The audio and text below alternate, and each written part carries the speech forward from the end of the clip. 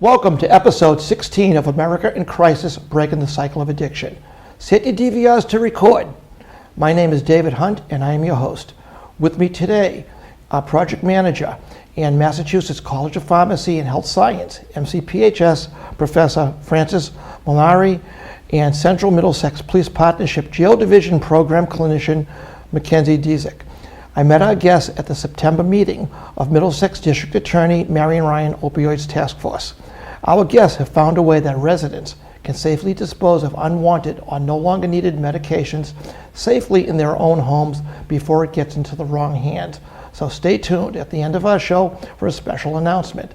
Frank, Mackenzie, welcome to our show. Thanks very much, David.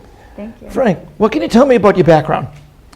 Sure. So I've been working on different projects related to the opiate epidemic for the last 4 or 5 years, mostly at the Massachusetts College of Pharmacy and Health Sciences. But this project is actually a community-based project where I'm working with several communities in the greater Boston area to help them get rid of unused prescription medications, particularly opiates and other dangerous drugs that might get diverted to teenagers or others. Now, why is this such a problem? Why would I care if something's in my medicine cabinet? I trust my kids. Yeah, well, we'd like to we'd like to trust our children, but we also have to keep them safe. And what we know is that first we know that there's a plethora of unused prescription medications that exist. There have been studies done by the Mayo Clinic and by Johns Hopkins in the last year or two. Their indications are that 50 to 60% of opiates remain unused and get left in people's medicine chests. So what we're trying to do is just give another tool, because there are other tools out there Yes. which we'll talk about, to enable people to easily and safely dispose of these unused prescription medications so they don't fall into the wrong hands, whether that be their children or friends or relatives, because we know that the epidemic hits everybody, every demographic, every community. So what if I don't have kids? Why can't I just dump it down the toilet bowl? Make happy fish. That certainly is a possibility, but the problem is one of environmental. So we're trying to find ways that kind of not only get rid of the unused prescription medication, but do it safely and do it in an environmentally sound way. So the prescription drug medication pouches are one step in that direction.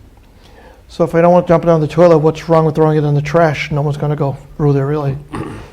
You would hope so. You would hope. So you would hope that nobody goes through it, and certainly this is just another preventative step that basically deactivates the drug, and it can deactivate pills, deactivate liquid, it can deactivate patches, and so once you mix your pills in with the content of the pouches, basically it becomes deactivated, and nobody can use it again.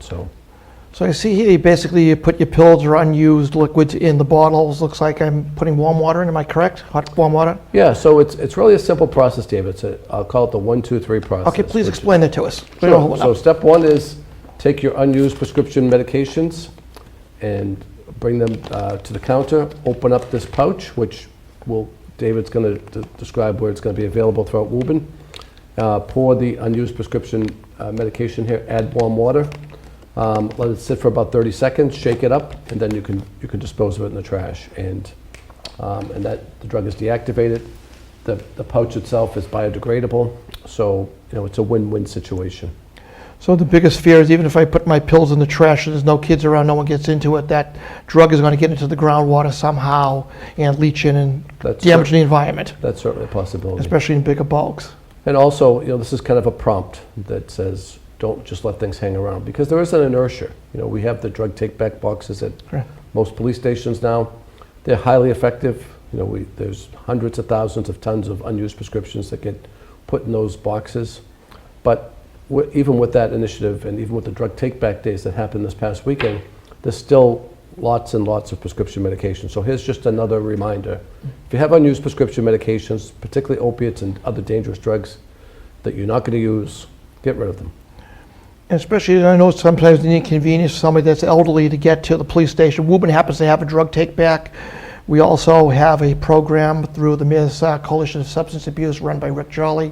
That's over at the Senior Center, where a senior can bring their unused prescriptions once a month and they can get them safely disposed of in a very responsible manner. And because you have to commend Meg Galvin and Rick Jolly for putting this program together. But one of the drawbacks on the program is, I understand, it doesn't take liquids. What's the downfall with that? I understand your product, you can take liquids such as a cough medicine with codeine, which you really don't want to dump into your trash. Right, so these pouches deactivate all kinds of drugs, the pill form, the liquid form, in the pouches. One thing you can't put in there is syringes. Okay. But yeah, it's highly effective, it's been tested, and it usually deactivates things pretty quickly. So, you know, I like to think about it this way, that you might be okay leaving it in your medicine chest, you might be okay throwing it in your trash, but here's a step that you can take without too much effort. And the way I look at it is, if you save one person from heading down the road of addiction or worse, then it's worth the effort. So. And I understand that the manufacturers put out 1.5 million of these currently circulating the country right now to date. And that's a lot of these bags in use. And there are other products and other brands also that do similar things. So let's go, Mackenzie. What can you tell me about yourself? So I am the jail diversion clinician and program coordinator for the 9 towns under the Concord District Courts. So I bounce around from the different police departments and co-respond or follow up on incidents that have to do with both mental health and substance abuse. Can you share with us what some of those towns are that you service? Sure. So it's Bedford, Acton, Lexington, Lincoln, Carlisle, Concord, Hanscom Air Force Base, and A lot of Region 4 stuff. Okay. Yeah. So I'm mostly in a select 4 towns because that's where most of my volume comes, but I travel quite a bit and go where I'm needed as I'm needed. And what's your background? So my background is in psychology and rehabilitation counseling. And before this, I was working with people who were coming out of prison who were looking to reassimilate into the world, whether that be like support groups or getting them housing, things like that, kind of giving them the support so that they do not end up back in jail. And what's your typical day for you? After you get up and eat breakfast, come out to work, what's your typical day like at work? What would I find you doing at your job? Well, as you can imagine, there's not really a typical day at a police department because it kind of depends on the calls and if we have to go out. You know, it really depends on if there's an incident that needs to be responded to. A lot of times I am just sitting there and following up with clients who I've helped in the past or who I don't necessarily need to be meeting with in person, but I might call them and just check in on them, see if they have everything they need, if there's anything I can do, bringing them these packets or bringing them Narcan. So it's really quite a large variety of different ways to support the communities. And why is it so important that the police departments now have shifted their goal and functions before just going out arresting people to actually putting these programs on? Why is it so important and life-saving, the work that you're doing? And not just you, but all the police departments out there that have a program. Yeah, that's a great question. I mean, so this whole initiative of incorporating a clinician to co-respond with the officers is one initiative to decriminalize both mental health and substance abuse. Because like you said, before people were getting arrested, they were getting put in jail, and then they would get out of jail and then go back into jail. And instead of just like not knowing what to do with them and arresting them, they have me in their toolbox now to kind of provide them with services or provide them with support that the officers might not necessarily know how to do. So it's very much a team effort, and addressing substance abuse is not a criminal matter, but as a medical concern and as a brain disorder rather, is so important. The police aren't no longer trying to put shame on someone who's struggling with substance abuse and rather address the issue and help them. And it's just amazing how much progress our state and our country has made through this crisis. Things that can happen to anybody. I mean, I can understand the kids that want to experiment, they want to try everything, they're indestructible as we all know. But the people that get hurt at the job, the construction worker, someone that gets hurt, we've had several guests on that have explained this to us, and then they get on an opioid that's been legally given to them by their physician, and then when they come off of it, they never got high in the first place. They just don't feel good. Their body feels like crap without it. They're not enjoying the high. There is no high. but now their body can't get off of it, and they try to seek other avenues. I mean, your heart has to go out to them. They're trying to get up and go to work for the day, and they can't get out of bed, and now it's self-medicating. Absolutely. And how do you see yourself in that role trying to get them off of this? What would you do for somebody that's stuck in the cycle? There's more and more resources that are becoming available for someone who might be struggling with a addiction disorder. Their sheriff has several new programs that are just so impressive and so creative to help people both in and outside of jail to be supported as they try to wean themselves off of drugs. All of the different like Suboxone clinics are more and more available for people. There's support groups, and even myself, like the position that was created only 3 years ago that I'm doing now is just another tool that people can be taking advantage of as they look for help. Can you share with our guests what Suboxone actually is? We keep throwing terms around all the time. We've thrown around sober houses before. We've thrown around these terms. What is Suboxone? Yeah, so Suboxone is one of few drugs that is legal, and people who struggle with addiction can get doses of it to legally and safely, as they're being monitored, stop using opiates. And they can go in and they get checked, and it's kind of a way to make sure that clinically everything is going as it should. Go ahead, Frank. Go right ahead. So we did a study the summer before last, and what we found in Massachusetts, we have 48,000 prescribers of opiates. Okay. Which I found an astounding number. But in terms of prescribers of Suboxone, we only have 2,500, or about 5% of the people who prescribe opiates also prescribe Suboxone. And believe it or not, when you come out of medical school or you get your PA license, you can immediately prescribe, you have to get a license from the DA, but there's no other barrier. You can immediately prescribe opiates, but you cannot prescribe Suboxone. And so one of the things one of the movements that's going on is to try to get more primary care physicians, more nurse practitioners, more PAs waived so they can offer Suboxone. It has been a tremendous intervention, but it's very difficult for people to find those who prescribe Suboxone. So you're giving alternatives. I'm hoping that we can see more and more prescribers of Suboxone so that people can move away from opiates. Now, can you share with us how long has these bags been kicking around? How long is this program, at least your program, how long have you been distributing these? Yeah, so we've been doing this. Mackenzie and I have been working together with the support of the Central Middlesex Police Partnership, with the support of the Middlesex County District Attorney, and a bunch of other organizations, probably for 3 or 4 months now. So we've been talking about the idea for about 6 months, but we needed to get funding, so we got a grant from the National Institute of Health that is basically paying for these pouches. So everything that we're providing right now is free of charge, and we'll do that until the grant money runs out. Yes, we'll speak a little later about your presentation at the DA's meeting, that when you did this. But I'd like to just share with our viewing audience the amount of departments. I'm just going to name a few of them that are currently using this product. So this has been brought in locally. Frank and Mackenzie have been working on it. So I'm going to read a statement off of the press release. The police chiefs of Acton, Bedford, Concord, Carlisle, Lincoln, Lexington, Stowe, Maynard, Hanscom Air Force Base, which together comprise the Central Middlesex Police Partnership. They have announced a new drug disposal program for residents.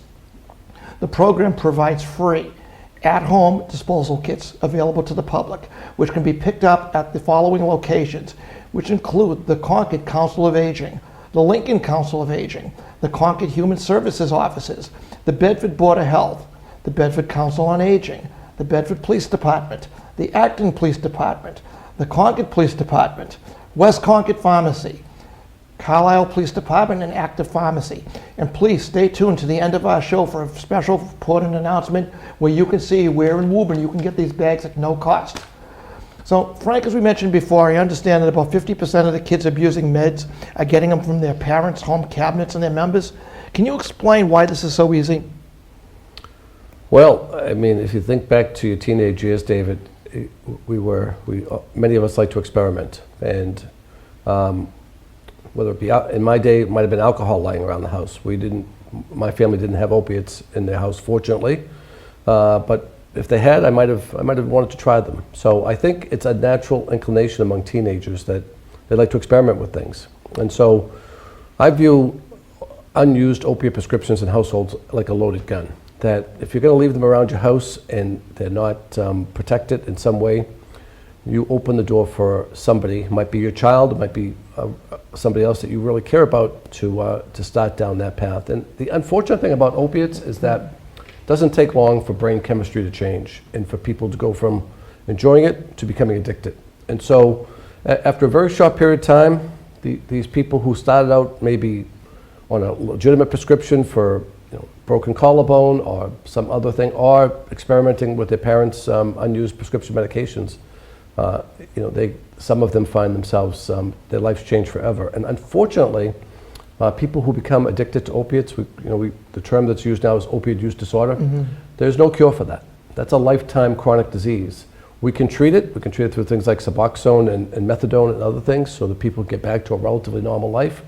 But we can't cure it. So if your brain chemistry changes and you become addicted to these opiates, as many people do, then you have a lifetime battle on your hands. And so we're just trying to do everything we can to stop that from happening.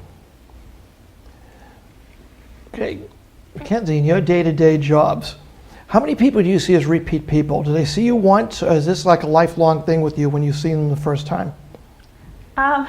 Well, ideally, I don't see them again. Unfortunately, that's not always the case. It often is seeing some frequent flyers who just need more support as we go. And sometimes it's kind of like stepping stones. Like the first time they'll hear me out, but they won't pursue anything. And then the next time we're involved with them, they might say, okay, maybe I'll listen to a little bit more of her spiel on support groups. And then the next time it might sink in even more. So I kind of have to be tenacious when I meet with these people, unfortunately. But I'm always impressed with the officers. They are always so patient with people, even if they're seeing them weekly. They don't give up. They offer the support, and getting to know these people who might be struggling only helps me understand them better and work with them better and establish a type of rapport and therapeutic relationship to make it so we do work together better. So once go ahead. I'm I sorry. just want to interject. Oh, go ahead, please. Here, which is, I view people like Mackenzie, and we talked about Mary Wheeler and others who are on the front line day in, day out, as kind of the people who are trying to erase that stigma. Because a big part of the disease is that people become ashamed. I become addicted to this opiate. I don't go around telling people. If I had diabetes or hypertension, I'd be happy to go to my doctor and talk about it. When people become addicted to opiates, they usually try to hide it. And a lot of that is because there's a sentiment among many people that it was a choice, as opposed to it's just a chronic disease that nobody wants to be addicted to opiates. And so I think people like Mackenzie and the law enforcement community and others who are reaching out to these people and treating them like human beings is so essential to getting us back on the right path in this. Now, you just mentioned Mary Wheeler, which I know was with Healthy Streets out in Lynn. I've known her for many years, working with programs. She's been a guest over at the HEAT program that Vinnie Pirro puts on. And I've had the luxury of being able to go visit her over in Lynn at her facility. And she does so much. In fact, I've actually asked her to come in and appear on our show, and she's agreed to. And it's just a matter of us setting up a show with her. But she just does so much. Just to give you a little preview, she's got the Narcan available. If you've got kids that are using and you're in the Lynn area, you can go down and get Narcan, which will save your child's life. And putting aside Narcan, she's got these little kits. Something as simple as a razor, some soap, shaving cream to keep your dignity. If you're living on the street, just something that you can take a shower with and wash up means so much to a person. And of course, she's trying to prevent other diseases too. I know they're giving out condoms, and that is a great godsend. I'm not saying to be nasty. This is dead serious. That's another disease, another set that you don't want to go down. These people are on the street. They're not getting the best medical care or treatment, and something that much little prevention to stop another disease. So, I mean, you've got to really commend people like Mary and all the other programs that do similar things that are out there. I'm actually looking forward in the near future to having Mary as a guest on the show. We've also mentioned the HEAT program. I'm looking forward to having Vinnie Pirro, who started as well years ago before the opioid epidemic, along with Mike Higgins out of Billerica now. I'm looking forward to them as future guests. We've discussed it. It's a matter of getting together and having guests like that on our show. Yeah, David, on that whole issue about these special people, Mike Higgins, Mary Wheeler, Mackenzie Dezieck out there day in and day out. I had Mary spoke at our university last year, and I've been to her operation in Lynn, and there are people there who are down and out, and they know that they can trust her. They know that she is not going to be judgmental of them. She's going to understand that you have a disease, and I'm here to help you. And that is just such an important element in this whole battle against the epidemic. You know, for the millions of people who have developed opioid use disorder, they need somebody to feel like that this is not your fault, and we're here to help you. And you know, we don't have enough of it, but fortunately we have some of it. And so I think you know, the level of gratitude I have to people like Mary and Mackenzie and Mike Higgins. Now I asked Mary when she was speaking at the university, how do you keep going? And she said something that I thought was like so profound. She said, I love these people. And I think she does. I think she really cares about these people. And I asked Mike Higgins the same thing. He says, I can't turn my back on these people. And you know, and I think that's kind of what these special people are about. They're out there every day because they have the empathy and the caring that this disease needs. Now, the people of Woburn, obviously, we're very blessed living in the city of Woburn. We have some great programs here for you. Again, as I always mentioned, you've got Mayor Galvin's substance abuse coordinator, Rick Jolly. He has multiple programs. He does the Vigil on the Common. He has his drug take-back program once a month versus once a year. Woburn also has, of course, the federal program once a year to take it back. You can also, I believe, go into the Board of Health office and his office and dispose properly of drugs that you no longer need. You've got to commend people like that for having this program available, where some cities, they might have it once a year, once every 5 or 6 months. We're also lucky that Marion Ryan, our district attorney, her office is in Woburn, so Woburn does benefit from that greatly. And I mean, there's just so many programs being offered. What can you tell us about our bag for people that don't have this program? They have a once-a-year program. Why is it so, again, you've stressed before, but why is it so important to reemphasize why you want to get rid of these drugs in your house? Yeah, well, you know, so this is just, so we've had for some time now these drug take-back days, which are highly effective. Just had one this past weekend. We have the drop boxes, highly effective. So those things need to remain in place, and if anything, expand those. This is just a convenience issue. This is an opportunity for people to easily dispose of the unused medication, because there is an inertia. If I have something in my cabinet and I said, well, I have only used half of it, which is often the case with opiates, well, I might need it again. But, well, my advice and my plea to everybody is get rid of it, right? Because it is a loaded gun in your household. So this is just a method to make things easier for people to safely and effectively dispose of a very dangerous thing that's in your home. And like I said before, think about just one person, your child, your spouse, some other person who walks into your house that you really care about. It doesn't take much for them to tempt fate, you know, experiment with something, and then their life is changed forever. And here's an opportunity for you to take that out of their pathway. And something else our public does need to know, I want to change subjects a little bit. The easiest way to find drugs is to go shopping. And what I mean by this is multiple real estate agents hold open houses. And a lot of them are educated in this, and a lot of them unfortunately are not. And when you have an open house and you're downstairs and people don't think about hiding their medications in their closet, unfortunately people are doing anything they can to find and get their fix and find drugs. And one of the easiest ways obviously is going into an open house. So I'm telling the people out here in my audience and any real estate agents opening, if you're planning on selling your house, please hide your medication. People walking through your house, there's one agent, she's downstairs, your drugs could be upstairs.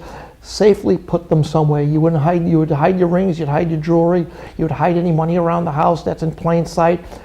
Hide the drugs, take that one step further, because you don't know where that box of drugs is going to end up, in whose hands, what child may overdose. I mean, yes, it's kids or adults are using it. Kids do go into the open houses. They want to see what the house looks like. Their mother might have no idea the kids are rummaging through the medical chest. You have no idea when you're renting a house or buying a house, when you bring the kids along. So I'm putting this out there to the real estate agents and to people that are selling your house or even renting out a unit, to stop and think for 1 minute and get these drugs out into control. And that's another reason why these bags are so useful. If you know you've got the drugs and you're not going to use them anymore, it's a good chance to say, hey, let's get rid of the drugs. Here's a safe way of doing it. I don't want to wait till the end of the month to go to the senior center and drop them off. I want to do it now. And again, one of the advantages is this bag will get rid of your liquids when unfortunately the program at the senior center is a wonderful program, but it only takes solids and pills at this point.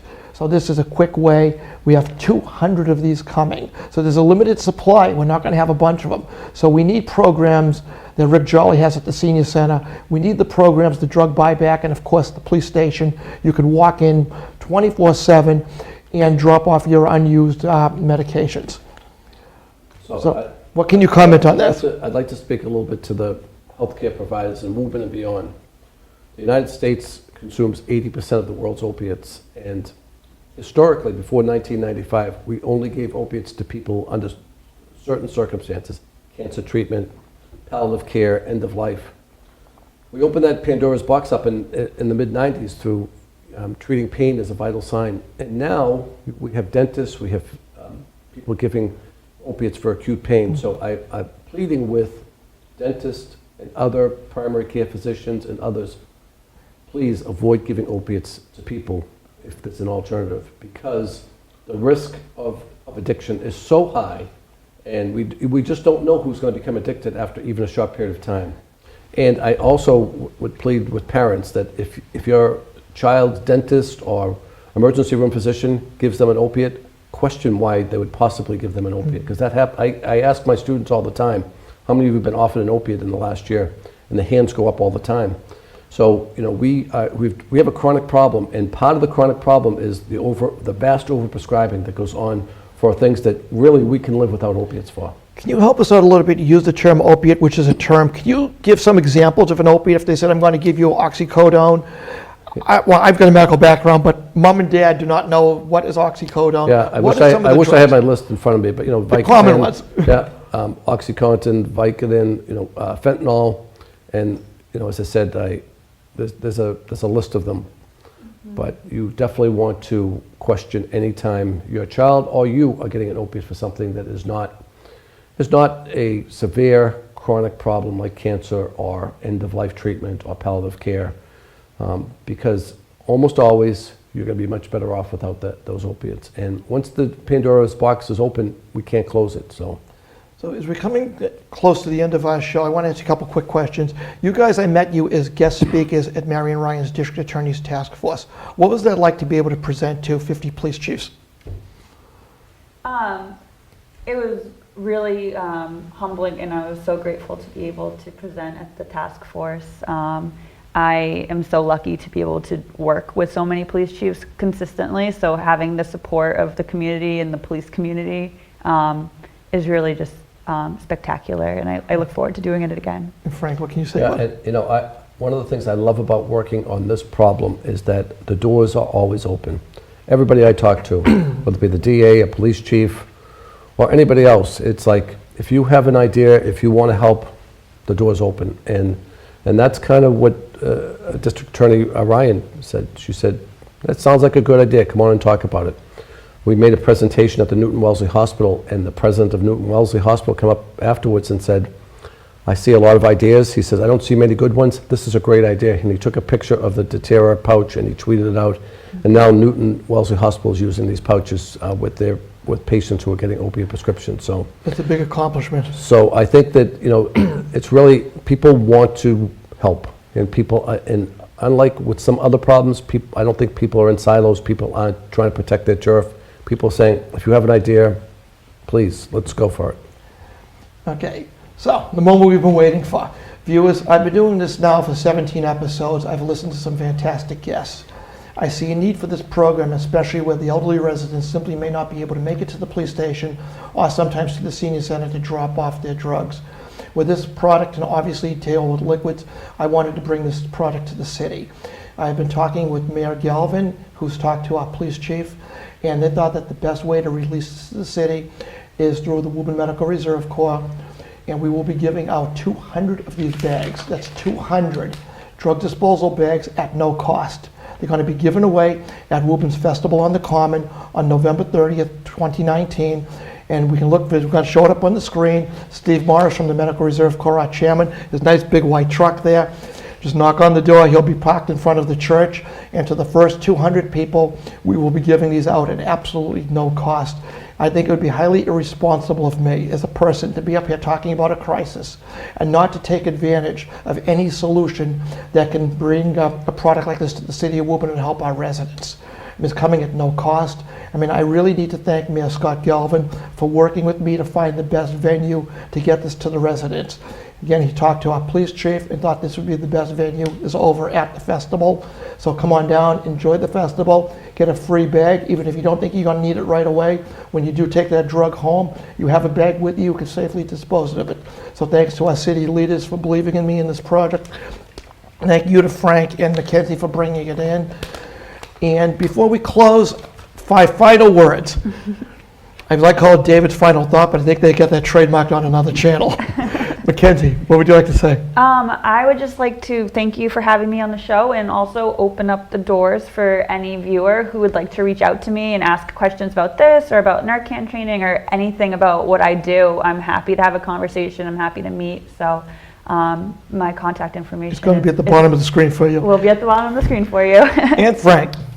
I have to thank you, David. You're one of the people that I mentioned about just being on the front line, working the issues, and trying to be a positive force in this. We need every hand on deck here. We have no silver bullet to this problem. But I think the more people who get involved, the more people who dig in, the more progress we're going to make. So thanks for doing this. Really appreciate it. Thank you so much for appearing. So I'd like to thank our guests, Frank and Mackenzie, so I don't butcher their names, and we have to retape this whole show.